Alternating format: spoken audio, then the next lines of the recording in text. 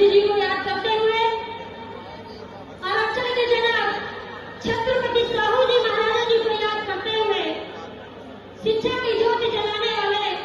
ज्योतिबा फुले जी को याद करते हुए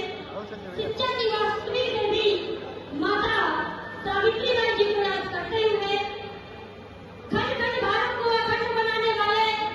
सरदार वल्लभ भाई पटेल जी को याद करते हुए यादव समाज में जन्मे